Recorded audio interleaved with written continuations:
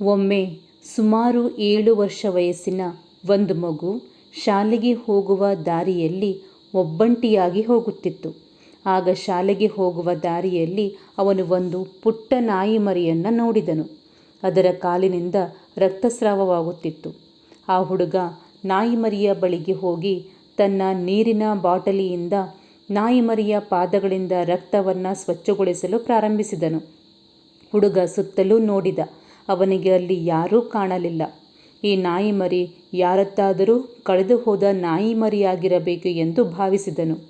ಹಾಗಾಗಿ ಆ ಮಗು ನಾಯಿ ಮರಿಯನ್ನು ತನ್ನ ಮನೆಗೆ ಕರೆತಂದು ಸಾಕಲು ಪ್ರಾರಂಭಿಸಿದನು.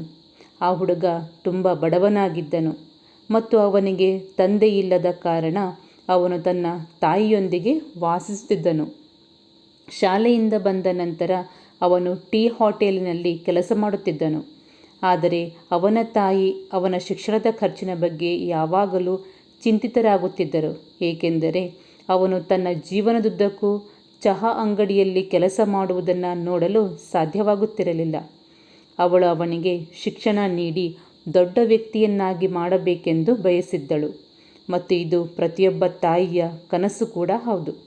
ಹಾಗಾಗಿ ಈಗ ಈ ನಾಯಿ ಮರಿ ಸಂಪೂರ್ಣವಾಗಿ ಗುಣಮುಖವಾಗಿದ್ದು ಆ ಮಗುವಿನೊಂದಿಗೆ ಆಟವಾಡುತ್ತಾ ಬದುಕಿತು. ಆ ನಾಯಿ ಮರಿ ಪ್ರತಿದಿನ ಮಗುವನ್ನು ಶಾಲೆಯ ಗೇಟಿನವರೆಗೆ ಬಿಡುತ್ತಿತ್ತು. ಹೀಗೆ ಒಮ್ಮೆ ಆ ನಾಯಿ ಮರಿ ಆ ಹುಡುಗನನ್ನು ಶಾಲೆಯ ಗೇಟಿಗೆ ಬಿಡಲು ಹೋದಾಗ ಆ ಮಗುವಿನ ಶಾಲೆಗೆ ಒಬ್ಬ ದೊಡ್ಡ ಅಧಿಕಾರಿ ಬಂದಿದ್ದರು. ಮಗು ಶಾಲೆಗೆ ಹೋಗುತ್ತಿತ್ತು, ಆದರೆ ನಾಯಿ ಮರಿ ಶಾಲೆಯ ಗೇಟಿನ ಬಳಿ ನಿಲ್ಲುತ್ತಿತ್ತು ಮತ್ತು ಅದು ಗೇಟಿನ ಬಳಿ ನಿಂತು ಶಾಲೆಯ ಒಳಗೆ ನೋಡುತ್ತಿತ್ತು. ಆಗ ಹಿರಿಯ ಅಧಿಕಾರಿ ಶಾಲೆಗೆ ಬಂದಿದ್ದರು. ಅವನು ಈ ನಾಯಿ ಮರಿಯ ಮೇಲೆ ಕಣ್ಣು ಹಾಕಿದ ತಕ್ಷಣ ನಾಯಿ ಮರಿಯ ಕೂಗು ಕೇಳಿದಾಗ ಅವನು ಅದರ ಕಡೆಗೆ ಓಡಿ ಹೋಗಿ ಅದನ್ನು ತನ್ನ ಮಡಿಲಲ್ಲಿ ಎತ್ತಿಕೊಂಡನು. ಜನರೆಲ್ಲರೂ ಆ ದೊಡ್ಡ ಸಂಭಾವಿತ ವ್ಯಕ್ತಿಯನ್ನೇ ನೋಡುತ್ತಿದ್ದರು. ಆಗ ಆ ಮಗುವು ಅಲ್ಲಿಗೆ ಬಂದಿತು. ಹಾಗೆ ಆ ನಾಯಿ ಮರಿ ಆ ದೊಡ್ಡ ಸಂಭಾವಿತ ವ್ಯಕ್ತಿಯ ಮಡಿಲಿನಿಂದ ಹಾರಿ ಆ ಹುಡುಗನ ಬಳಿಗೆ ಹೋಯಿತು. ಅವರು ಹುಡುಗನನ್ನು ಈ ನಾಯಿಯ ಮರಿಯ ಬಗ್ಗೆ ಕೇಳಿದಾಗ ಅವನು ರಸ್ತೆಯಲ್ಲಿ ಗಾಯಗೊಂಡ ಸ್ಥಿತಿಯಲ್ಲಿ ಈ ನಾಯಿ ಮರಿಯನ್ನು ಕಂಡುಕೊಂಡನೆಂದು ಎಲ್ಲವನ್ನೂ ಹೇಳಿದನು. ಆ ನಾಯಿ ಮರಿ ಹಿರಿಯ ಸಂಭಾವಿತ ವ್ಯಕ್ತಿಯ ಮಗನಿಗೆ ಸೇರಿದ್ದು ಎಂದು ತಿಳಿಯುತ್ತದೆ ಮತ್ತು ಈ ನಾಯಿ ಮರಿಯ ಕಳೆದು ಹೋದಾಗಿನಿಂದ ಹಿರಿಯ ಸಂಭಾವಿತ ವ್ಯಕ್ತಿಯ ಮಗ ತುಂಬ ಒಂಟಿತನ ಅನುಭವಿಸುತ್ತಿದ್ದನು ಮತ್ತು ಅವನು ಸರಿಯಾಗಿ ಊಟವನ್ನು ಸಹ ಮಾಡುತ್ತಿರಲಿಲ್ಲ. ಹಿರಿಯ ಸಂಭಾವಿತ ವ್ಯಕ್ತಿ ಆ ಹುಡುಗನತ್ತ ನೋಡಿದ. ಅವನಿಗೆ ಧನ್ಯವಾದ ಹೇಳಿ ಅವನ ಜೊತೆ ಅವನ ಮನೆಗೆ ಹೋದ. ಅವನ ಮನೆಯ ಪರಿಸ್ಥಿತಿ ನೋಡಿದಾಗ ಆ ಮಗುವಿನ ಶಿಕ್ಷಣದ ಸಂಪೂರ್ಣ ವೆಚ್ಚವನ್ನು ಅವನು ಭರಿಸುವ ಜವಾಬ್ದಾರಿಯನ್ನು ತೆಗೆದುಕೊಂಡನು. ಸ್ನೇಹಿತರೆ, ಈ ಕಥೆ ಒಂದು ಸಣ್ಣ ಸಹಾಯದಿಂದ ಪ್ರಾರಂಭವಾಯಿತು. ಅದು ಆ ಹುಡುಗನ ಇಡೀ ಜೀವನವನ್ನು ಬದಲಾಯಿಸಿತು. ಇಂದಿನ ಕಾಲದಲ್ಲಿ ನಾವು ಈ ಕಥೆಯಿಂದ ಕಲಿಯಬೇಕಾದುದು ಏನೆಂದರೆ, ಈ ದ್ವೇಷದ ಯುಗದಲ್ಲಿ ಸಹಾಯ ಮಾಡಲು ಬರುವ ಜನರು ಬಹಳ ಕಡಿಮೆ.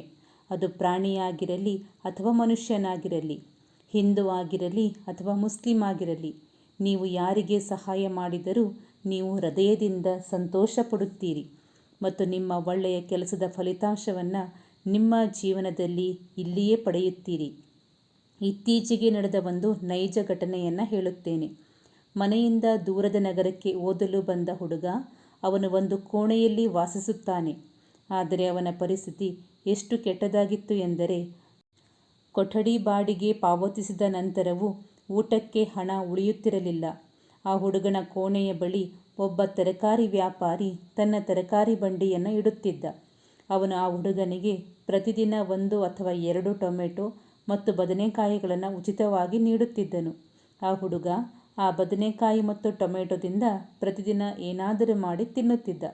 ಈಗ 15-16 ವರ್ಷಗಳ ನಂತರ ಒಂದು ದಿನ ಪೊಲೀಸ್ ವಾಹನವೊಂದು ಬಂದು ಆ ತರಕಾರಿ ಮಾರಾಟಗಾರನ ಬಂಡಿಯ ಮುಂದೆ ನಿಲ್ಲುತ್ತದೆ. ತರಕಾರಿ ವ್ಯಾಪಾರಿ ಭಾವಿಸುವುದೇನೆಂದರೆ, ಪೊಲೀಸರು ತನ್ನ ಬಂಡಿಯನ್ನು ಅಲ್ಲಿಂದ ತೆಗೆಯಲು ಹೇಳುತ್ತಿರಬಹುದು. ಅವನು ಬೇಗನೆ ತನ್ನ ಬಂಡಿಯನ್ನು ಪ್ಯಾಕ್ ಮಾಡಲು ಪ್ರಾರಂಭಿಸುತ್ತಾನೆ. ಆದರೆ ಅವನು ಕಾರಿನೊಳಗೆ ಸರಿಯಾಗಿ ನೋಡಿದ ತಕ್ಷಣ ಮುಂದೆ ಕುಳಿತಿದ್ದ ಪೊಲೀಸ್ ಅವನನ್ನು ನೋಡಿ ನಗುತ್ತಿದ್ದನು. ಅವನನ್ನು ನೋಡಿದ ನಂತರ ಬಂಡಿ ಮಾಲೀಕರು ಅವನನ್ನು ಗುರುತಿಸಿದರು. ಅವನು ಟೊಮೆಟೊ ಮತ್ತು ಬದನೆಕಾಯಿಗಳನ್ನು ಉಚಿತವಾಗಿ ನೀಡುತ್ತಿದ್ದ ಅದೇ ಹುಡುಗ. ಇಂದು ಅವನಿಗೆ ಧನ್ಯವಾದ ಹೇಳಲು ಬಂದಿದ್ದನು. ಸ್ನೇಹಿತರೆ, ಇದು ನಕಲಿ ಕಥೆಯಲ್ಲ, ಬದಲಾಗಿ DSP ಸಂತೋಷ್ ಪಟೇಲ್ ಮತ್ತು ಅವರ ಸ್ನೇಹಿತ ಸಲ್ಮಾನ್ ಅವರ ನೈಜ ಕಥೆ. ಅವರ ವಿಡಿಯೋವನ್ನು ನೀವು ನೋಡಿರಬಹುದು. ಕೇವಲ ಒಂದು ಟೊಮೆಟೊ ಮತ್ತು ಬದನೆಕಾಯಿ ಎಷ್ಟು ದೊಡ್ಡ ವ್ಯತ್ಯಾಸವನ್ನು ಮಾಡುತ್ತದೆ ಎಂಬುದನ್ನು ನೀವು ನೋಡಬಹುದು. ಆದ್ದರಿಂದ ಜೀವನದಲ್ಲಿ ಸಹಾಯ ಮಾಡಲು ನಿಮಗೆ ಅವಕಾಶ ಸಿಕ್ಕಾಗಲೆಲ್ಲ ಹಿಂಜರಿಯಬೇಡಿ, ಏಕೆಂದರೆ ಸಮಯ ಯಾವುದೇ ಸಮಯದಲ್ಲಿ ಬದಲಾಗಬಹುದು ಮತ್ತು ನಿಮಗೂ ಸಹಾಯ ಬೇಕಾಗಬಹುದು. ಮತ್ತು ನಿಮಗೆ ಸಹಾಯ ಬೇಕಾದಾಗ ನೀವು ಮೊದಲು ಜನರಿಗೆ ನೀಡಿದ್ದನ್ನು ಮಾತ್ರ ನಿಮ್ಮ ಜೀವನದಲ್ಲಿ ಪಡೆಯುತ್ತೀರಿ. ಒಬ್ಬ ವ್ಯಕ್ತಿಗೆ ಸಹಾಯ ಮಾಡುವುದರಿಂದ ಇಡೀ ಪ್ರಪಂಚವೇ ಬದಲಾಗುವುದಿಲ್ಲ, ಆದರೆ ಆ ವ್ಯಕ್ತಿಯ ಇಡೀ ಪ್ರಪಂಚವೇ ಬದಲಾಗುತ್ತದೆ. ಮತ್ತು ಈ ವ್ಯಕ್ತಿಯು ನಿಮಗೆ ಎಂದಿಗೂ ಸಹಾಯ ಮಾಡಲು ಸಾಧ್ಯವಿಲ್ಲ ಎಂದು ನೀವು ಭಾವಿಸಿದಾಗಲೂ ಅವರಿಗೆ ಸಹಾಯ ಮಾಡಿ. ಆದ್ದರಿಂದ ನೀವು ಈ ಕಥೆಯನ್ನು ಹೆಚ್ಚು ಜನರಿಗೆ ಹರಡಲು ಬಯಸಿದರೆ ಈ ವಿಡಿಯೋವನ್ನು ಲೈಕ್ ಮಾಡಿ. ಈ ಕಥೆ ನಿಮಗೆ ಸ್ಫೂರ್ತಿ ನೀಡಿದರೆ ಅದನ್ನು ನಿಮ್ಮ ಸ್ನೇಹಿತರೊಂದಿಗೆ ಹಂಚಿಕೊಳ್ಳಿ. ಈ ವಿಡಿಯೋದ ಅಗತ್ಯವಿರುವ ಅನೇಕ ಅತೃಪ್ತ ಜನರಿದ್ದಾರೆ, ದಯವಿಟ್ಟು ಅವರೊಂದಿಗೆ ಹಂಚಿಕೊಳ್ಳಿ. ನಿಮ್ಮ ಒಂದು ಶೇರ್ ಇನ್ನೊಬ್ಬರ ಜೀವ ಉಳಿಸಬಹುದು, ಇನ್ನೊಬ್ಬರ ಬದುಕನ್ನೇ ಬದಲಾಯಿಸಬಹುದು. ನಿಮ್ಮನ್ನು ಸಕಾರಾತ್ಮಕವಾಗಿಡಲು ನನ್ನ ಈ ಪ್ರಯತ್ನವನ್ನು ಲೈಕ್ ಮಾಡಿ ಮತ್ತು ಪುಸ್ತಕ ಪರಿಚಯ ಚಾನಲನ್ನು ಸಬ್ಸ್ಕ್ರೈಬ್ ಮಾಡಿ. ಮತ್ತೆ ಮುಂದಿನ ವಿಡಿಯೋದಲ್ಲಿ ಇನ್ನೊಂದು ಕಥೆಯೊಂದಿಗೆ ಭೇಟಿಯಾಗುತ್ತೇನೆ. ಧನ್ಯವಾದಗಳು.